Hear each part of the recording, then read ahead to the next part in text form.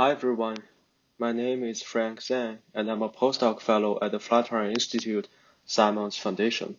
Today I'll be talking about a deep learning method, CROTON, to predict CRISPR-Cas9 editing outcomes, and our recent progress on using this deep learner to analyze CRISPR-Cas9 altering genetic variations for potential health disparities in clinical settings. CRISPR-Cas9 is a revolutionary gene editing technology with broad applications in biology, biotechnology, and medicine. CRISPR-Cas9 works by introducing a double-strand break in the DNA, which then leads to the activation of cellular repair pathways, including non-homologous end joining, microhomology-mediated end joining, as well as homology-directed repair. Unlike the other two pathways, homology-directed repair involves a template sequence, which is known to be error-free and can be utilized to implement precise genomic changes. More recently, it has been discovered that the editing outcomes of the other two pathways are also non-stochastic.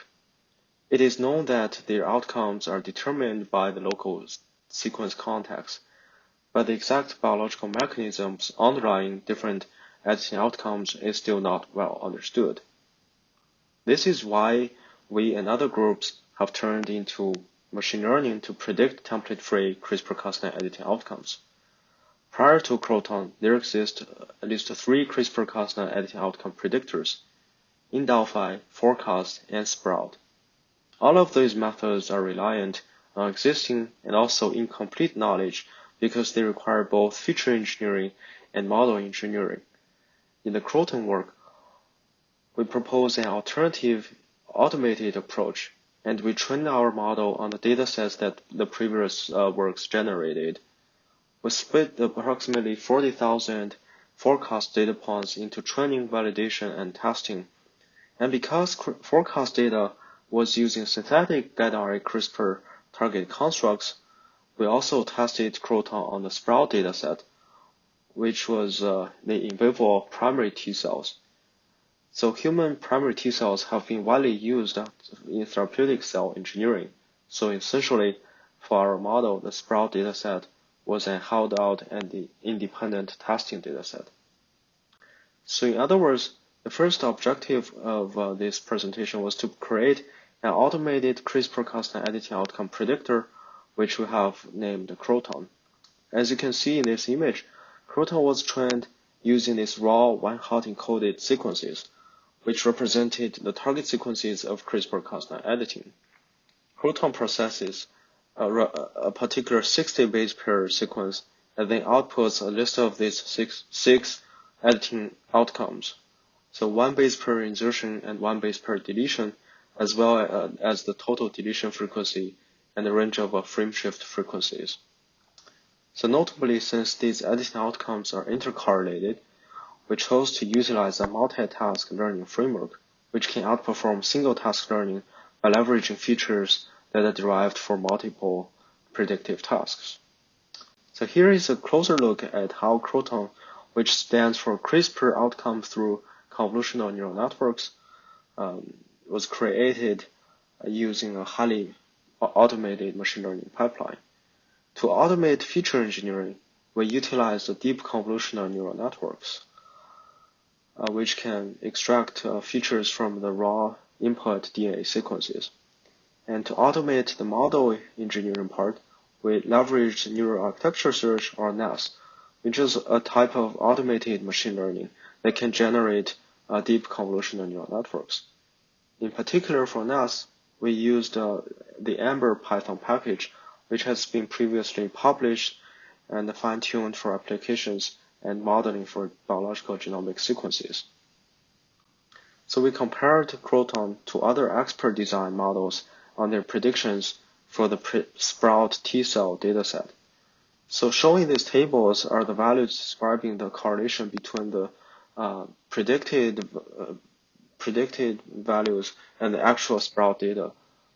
So it shows either the Pearson correlation or King-Dawes tau values.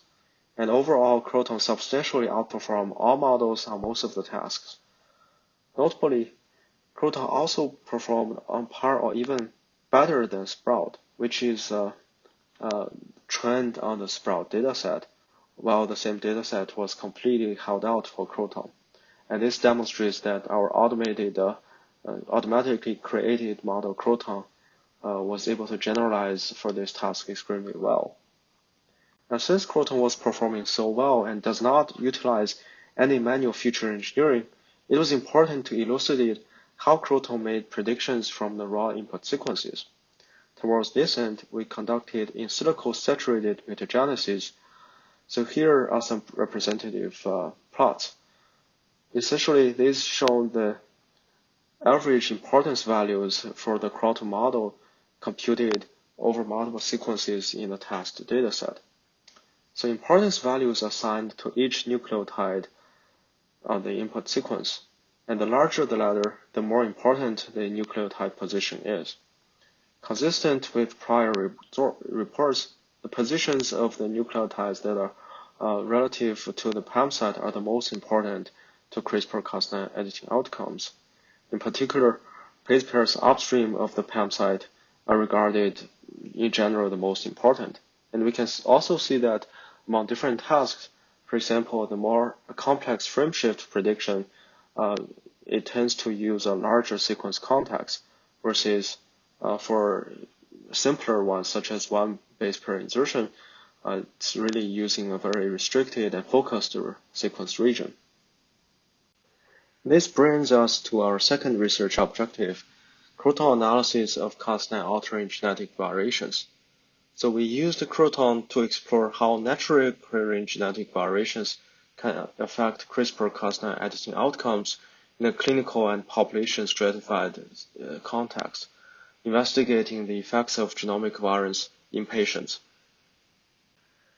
And this analysis is especially important because CRISPR is currently being used to inactivate genes in clinical trials. This is often through the means of cell therapies, where researchers first take cells from a patient, inactivate a gene, and then reinsert these engineered cells back into the patient. As case studies, we investigated two genes.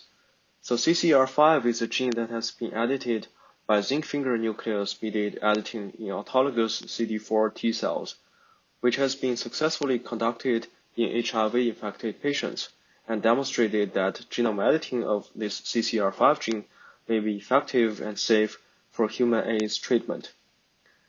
The other gene is PDCD1, which is important in cancer immunotherapy and more specifically in immune checkpoint blockade. Notably, the first CRISPR-Cas9-based clinical trial that clears safety concerns was reported 2 years ago, and in that study, the authors utilized CRISPR-Cas9 to inactivate PDCD1 in T cells with the goal of treating late-stage non-small cell lung cancer patients. So the set of genomic variations we chose to focus on were single nucleotide variations, or SNPs, that has around 10 to 15 million common human SNPs, which has the potential to impact CRISPR-Cas9 editing outcomes. We hypothesized that a subset of those SNPs could substantially impact CRISPR-Cas9 editing outcomes. So in this hypothetical example here, the reference genome may have a 90% chance of a one base pair insertion probability with only 10% of the cells without such an alteration. While in this alternate genome, which we change this C letter to A, then only 40% of the chance we will see this one BP insertion, while leaving around 60% of the cells without such an Cas9-induced alteration. And these editing outcomes may then lead to differing gene inactivation efficacy, which may then translate to differing CRISPR-Cas9-based cell therapy efficacy. Since Croton is not reliant on existing knowledge, our model is not biased by existing knowledge, thus can provide an unbiased, data-driven variant effect prediction. This is particularly crucial for predicting variant effects for rare variants in order to enable personalized, unbiased predictions. So we utilized Croton to evaluate the effects of SNPs one base pair insertion probability predictions, and we found a significant impact. Here you can see that a table describing SNPs with a particularly high impact on one base pair insertion probabilities for our genes of interest. The absolute difference between the CROTON's predictions for the reference and alternate sequences all differ by larger than 35% for this specific subset. We also further analyzed the CROTON's 1BP insertion probability more closely for PDCD1 because this gene has already been targeted in a clinical trial. Here in this figure, the axis shows around 200 different PAM sites in PDCD1 gene, where the colors represent different exons in this gene. And the y-axis is the predicted 1BP insertion probability. You may not be able to see this very clearly, but in each column, there's a small black horizontal bar that indicates CROTON's prediction using the reference genome. And within each column, each dot represents the predicted 1BP insertion probability using the same sequence but with an alternative allele. So from here, I hope that you can appreciate that considering the genetic variations will introduce a substantial amount of viruses on top of the reference genome's prediction by just looking at the spread of the predictions in each column. In addition, the orange boxes indicate the targets of the two guide RNAs utilized in this lung cancer patient clinical trial, which uses CRISPR-Cas9 to inactivate PDCD1. You can see that at least for one of these guide RNAs on the left, there exists one SNP that seems to have a substantial impact on its editing outcomes. And future studies may reveal whether there are better guide RNA pairs than the ones utilized in the clinical trial for effective CRISPR-Cas9 editing that are less prone to those SNP effects. Importantly, these SNPs may be closely connected to individuals of a particular racial or ethnicity background, and our investigation may be a critical step in making CRISPR-Cas9-based cell therapies more effective and equitable. As a case study, we investigated a candidate Cas9 target in an oncogene called FGFR3, which is sensitive to a SNP effect introduced by this particular SNP here. So the alternative allele of this SNP, C over T, was predicted to substantially decrease the knockout efficacy from around 85% to only 60%. And importantly, this SNP has a minor allele frequency of 30% in the African population, while only 0.7% in the European population. If CRISPR-Cas9 is programmed to target this region in primary human T cells or in clinical settings, the population stratification of this Cas9 alternate variant may lead to health disparities. This demonstrates that this guide RNA target should be avoided in the design of widely applicable clinical contexts. To systematically analyze and document such cases, we developed a database using the variant effect predictions made by CROTON. In the current release, CROTONdb provides predictions for all possible CRISPR-Cas9 target sites in the coding regions, spanning over 5 million guide RNA targets and around 100 million estimated variant effects. Critically, variant effects presented in CROTONdb accurately covers both common and rare variants. And as you can see here, there are also many planned implementations for CROTONdb in the future, including analysis of regulatory elements in the non-coding genomic regions and the mechanistic biophysics-informed neural network for predicting off-target defects, which I won't have the time to go into details today.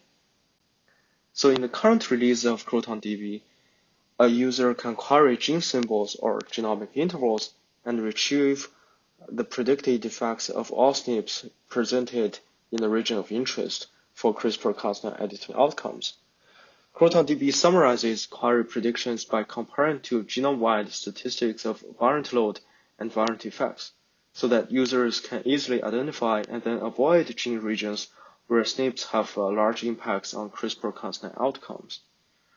Furthermore, knockout efficacy of target sequences are predicted and visualized as histograms of frame shift frequencies, which enables the prioritization of accurate and efficient Cas9 targets.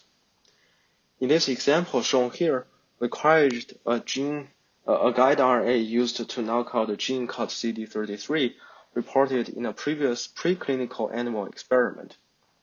Briefly, the authors generated CD33 deficient myeloid cells in both mice and monkeys, and showed that anti-CD33 CAR T cells can eradicate acute myeloid leukemia or AML cells while sparing those CD33 deficient hematopoiesis. So this study is well designed and significant, but when we query this guide RNA, we again observed variants that are, despite very low allele frequency, are predicted to alter the editing outcomes as large as 45%. So this highlights the ubiquitous of Cas9 altering ISMB effects that are made easily accessible by CROTONdb, but may otherwise be missed in existing analysis workflow. So in conclusion, we have created a CRISPR-Cas9 editing outcome predictor that is automated and variant-aware. Croton is automated, publicly available, and outperforms existing expert-designed models. In addition, we show that SNPs significantly impact genome editing outcomes. To our knowledge, this is the first study that considers how naturally occurring genetic variations can affect CRISPR-Cas9 gene editing outcomes. Croton's predictions indicate that SNPs may be important factors to consider in CRISPR-Cas9 genome editing, especially in clinical trials with patients that harbor such genetic diversity. To facilitate the use of this information, we've developed a web platform for easy access and query of CRISPR editing outcomes intersected with naturally occurring genetic variations in a database named CROTONdb. We believe this would be critical for designing effective gene therapies tailored to individual patients from different genetic ancestries and backgrounds. Finally, I'd like to thank all my colleagues and friends at the Simons Foundation and Princeton University, especially my postdoc advisor, Dr. Olga Troyanskaya. I'll be starting my own group in a few weeks at Cedars-Sinai Medical Center and continue my journey as a PI to explore cutting-edge deep learning methods in genomics and biomedicine. So if you're interested in similar directions, such as equitable genome editing and automated deep learning, please be sure to reach out to me through email or the website here. Thank you very much.